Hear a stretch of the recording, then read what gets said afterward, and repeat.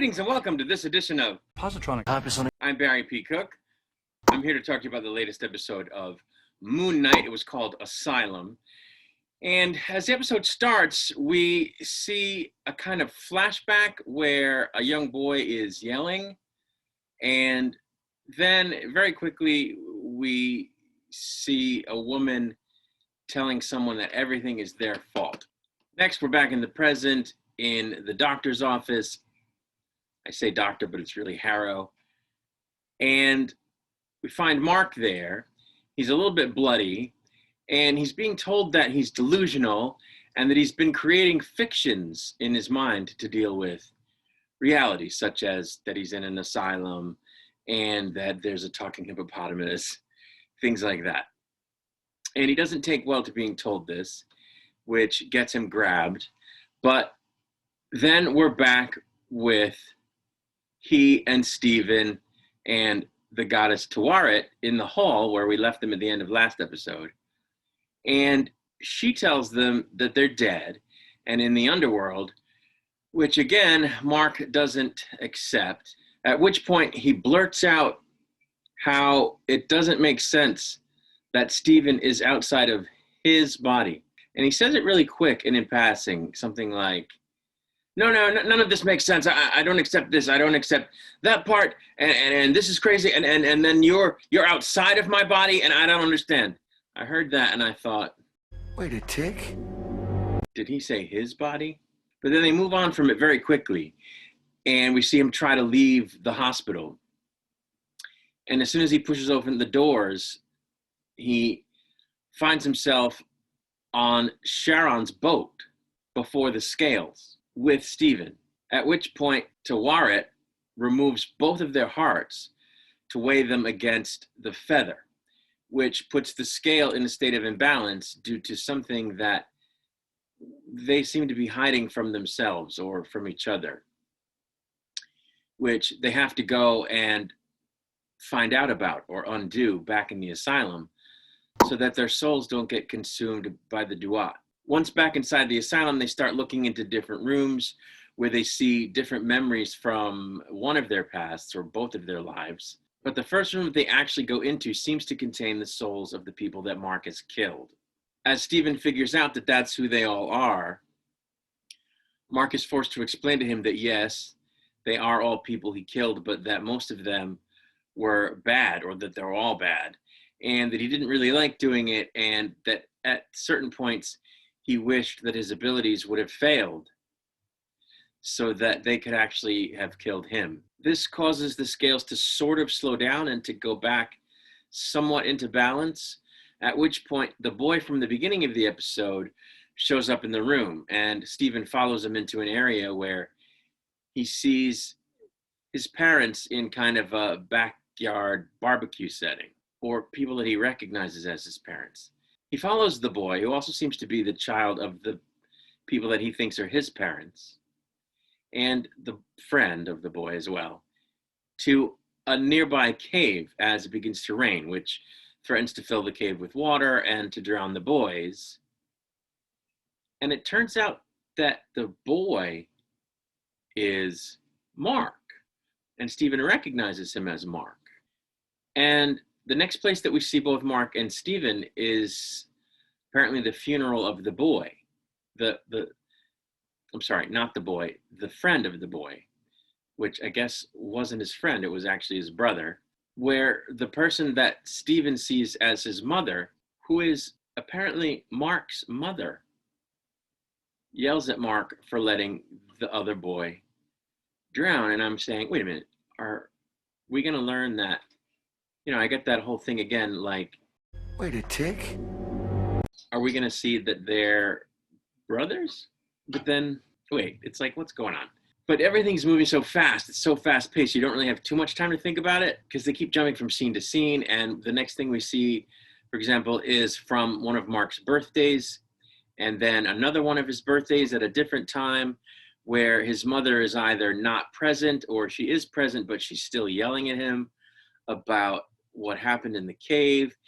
And this is followed by a scene that comes yet later in Mark's life, where he's running away from home to get away from his mother. And all the while, it's Stephen who seems to be taking a great interest in these scenes, as Mark keeps trying to pull him away from them or distract him from seeing them play out. The next scene they come upon is the scene of the archaeological dig, where, or whatever it was, where Layla's father died, where it also turns out that Mark tried to kill himself in front of a statue of Khonshu, which starts talking to him about how he needs a warrior, which Mark agrees to become, and becomes in that moment Moon Knight. They then arrive back on the boat at that point, and they ask Tawaret to let Layla know that she needs to free Khonshu, so that the two of them can be sent back up into the body without the body dying from the gunshot, because they would need the powers of, Moon Knight, Khonshu. But then very quickly we're back with Harrow, and he's talking to Mark as the doctor, and we see him telling Mark that Stephen is a creation of his imagination.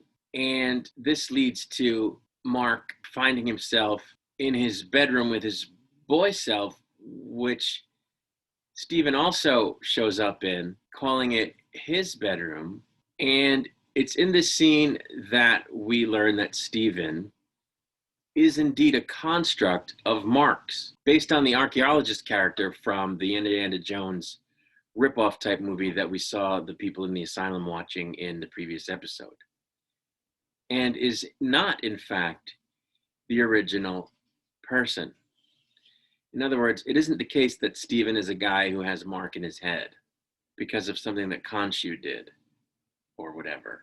So Mark has to explain that he came up with the Stephen personality because his mother abused him, and it was a way for him to experience a normal life where his mother wasn't abusive by becoming Stephen. And he has to also explain to Stephen, who again is now, we know, a made up personality within Mark, that the mother is deceased, which Stephen had been pretending, or which Mark had been pretending hadn't happened whenever he was being Stephen.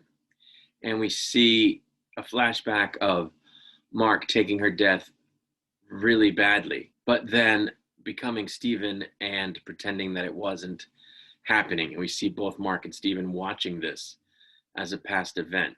Before they wind up back on the boat, Stephen explains to Mark that his mother was wrong and that the death of the other boy wasn't his fault because he was just a kid. But back on the boat, our heroes are attacked by some kind of sand mummies that I guess are the souls of the people that Mark had killed. And when they seem to get the better of Mark, Stephen steps up and joins the fight, realizing that he has the same abilities as Mark because he is Mark.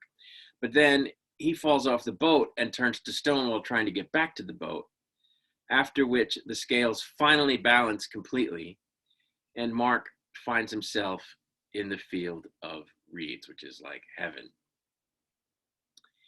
So that's the end of the episode. We didn't get to see Moon Knight except for like a split second, which on the one hand is disappointing, but this episode was just fantastic. It was a rapid fire episode where, things are happening and you're experiencing different flashes of the lives of these characters. And, the whole way it's dropping hints that what you're really seeing is Mark's life unfold, and that Stephen is sort of watching it as a spectator, but at the same time recognizes parts of it as his life.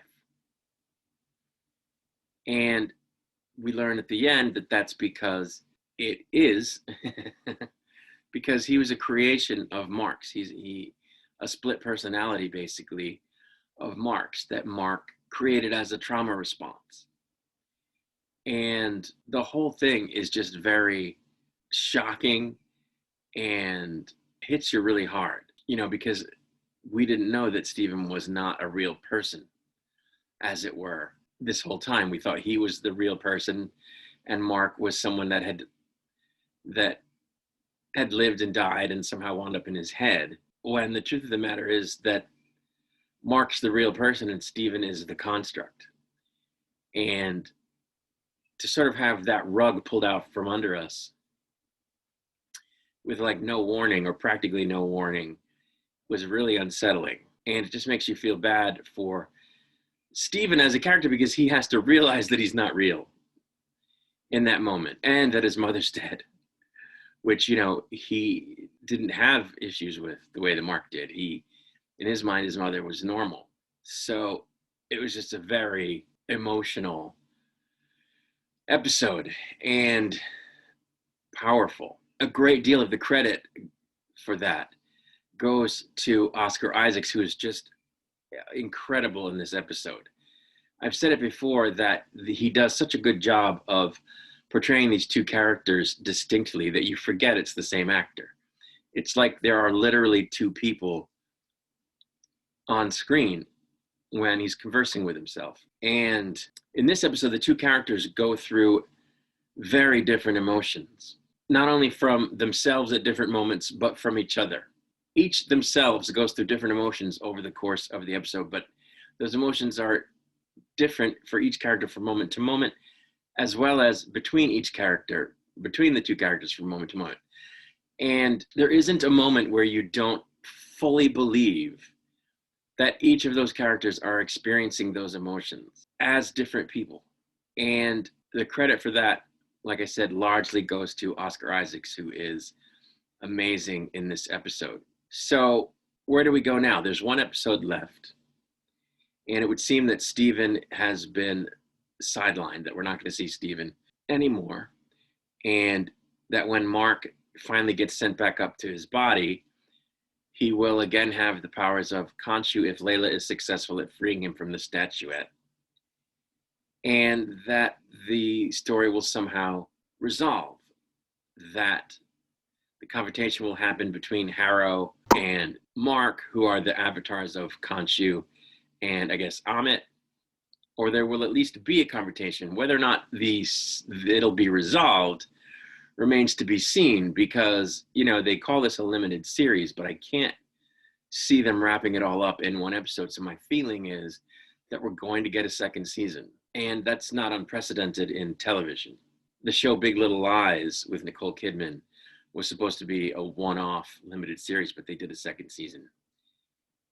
So it's happened before, and it could happen again, and I think it would be fantastic if it happens again, especially because as great as this episode was and as good as some of the preceding episodes have been, we haven't seen Moon Knight do anything, barely. So I would really like to see that. That's why I wanted to watch it. So I'm looking forward to the next episode, and I will of course be back with a review of that episode once it is released. Until then, I'm going to take off, and I wish you peace and long life.